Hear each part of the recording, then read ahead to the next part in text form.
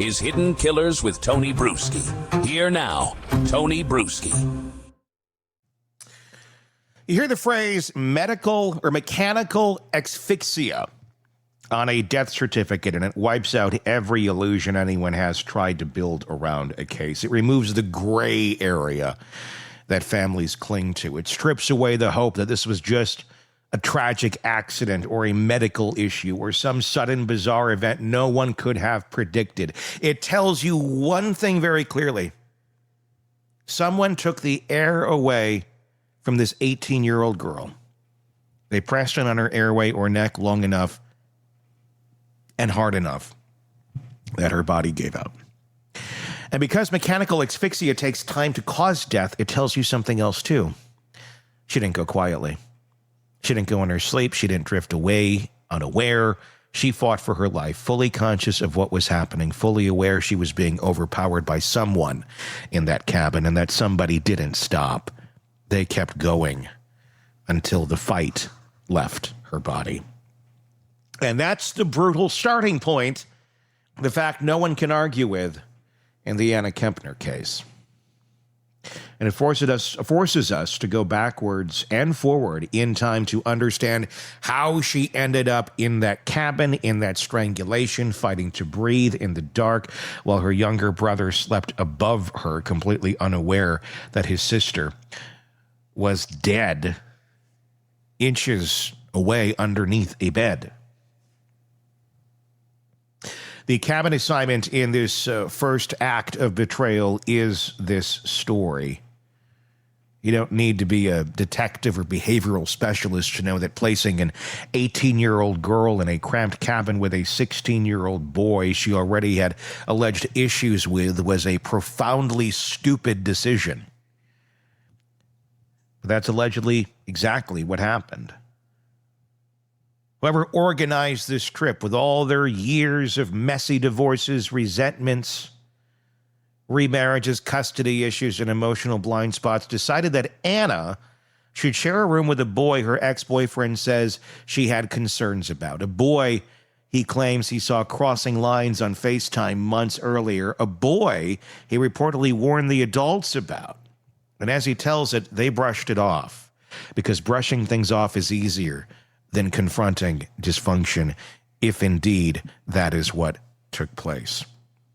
So the entire trip begins with Anna walking into a cabin that already feels wrong to her. She didn't choose to bunk with him. She didn't ask for that, allegedly. She didn't feel comfortable with him, if the allegations are true. But that didn't matter because on paper she was 18, old enough to push through it, old enough to deal with it, old enough to be treated like she could protect herself. The people making the decisions forgot that 18 is still a kid trapped in family dynamics that she didn't get to design. And look, parents make bad choices all the time. And I'm sure, I'm going to make a guess. I can't say I'm sure, but I'm going to make a guess. Might have been one of those situations of, just make it work. You'll get through it. It's not that big of a, downplay. This is just my conjecture. Downplay the real dangers. Because no one could conceive of it going to the extent that it did. And with whom?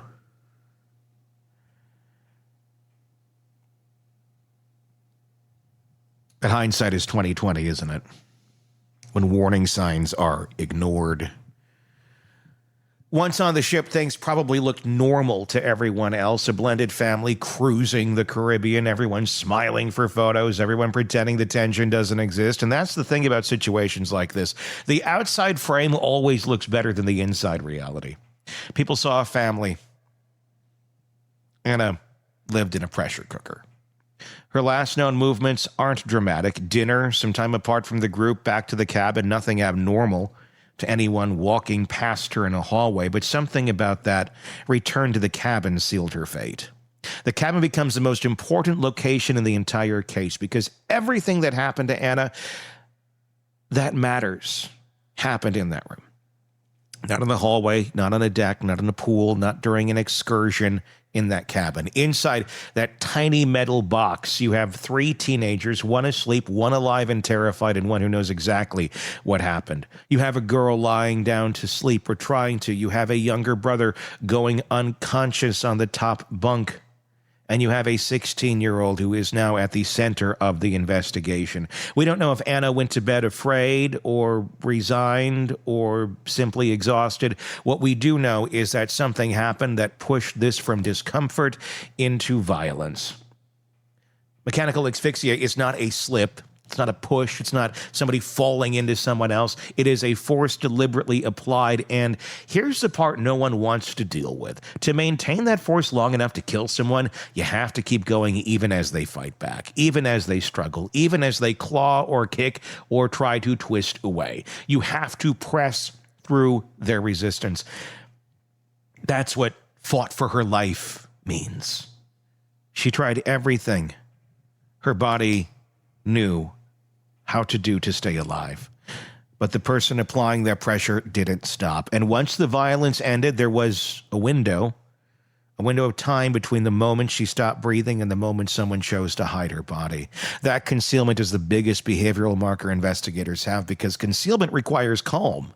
It requires decision-making. It requires at least some level of cognitive processing. You don't accidentally wrap a body in a blanket. You don't accidentally cover it with life jackets. You don't accidentally slide someone under a bed. You do that when you're trying to buy time.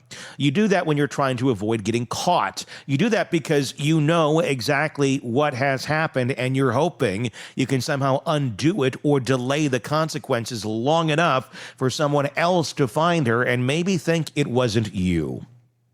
That act, the hiding, kills every theory of accident instantly. If you accidentally suffocate someone, you scream for help. If you panic, you run. If you're confused, you shake them. You cry. You call for your parents. You hit the button and get the crew. You don't quietly wrap them up and slide them under the bed while another child sleeps above. We know that Anna's body remained hidden until morning. We know that the next day people on the ship saw nothing unusual. And we know that the family went to breakfast thinking everything was normal.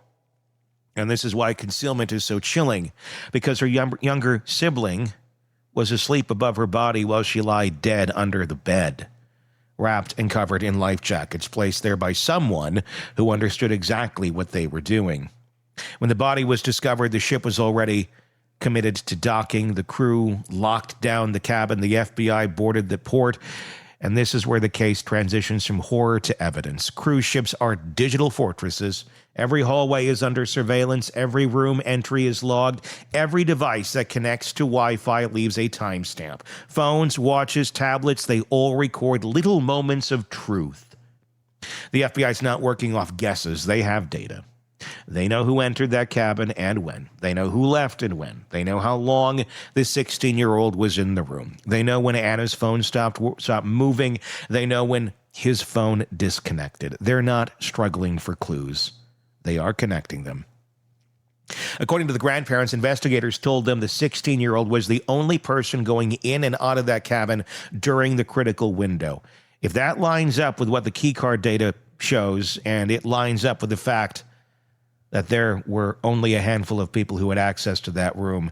And when you pair that with the autopsy, with the concealment, with the emotional collapse the grandmother described, this boy saying he didn't remember what happened and was an emotional wreck, the timeline begins to look less like a puzzle and more like a straight line. The family's voices do complicate the emotional picture here, but not the investigative one. The aunt says Anna fought doesn't change the facts. It echoes what the autopsy shows. The grandparents torn between protecting the boy and grieving Anna doesn't change the timeline. It reflects their shock. The father choosing to speak sparsely doesn't give us insight. It tells us he's barely holding it together. And the mother's meltdown does nothing for the investigation, but everything for understanding how chaotic Anna's life was long before she ever stepped onto that ship. But detectives don't care about any of that. They don't build cases on emotional confessionals or family outbursts. They build cases on sequence. They build cases on opportunity, cause, behavior, digital trace. And the sequence here is brutally clean. Anna was alive. Then she was fighting for her life. Then she was asphyxiated. Then she was hidden. Then she was found. The person responsible existed in that narrow band of time and space. And that timeline is not widening. It is shrinking. So no charges yet, because this is a juvenile suspect and juvenile cases move differently.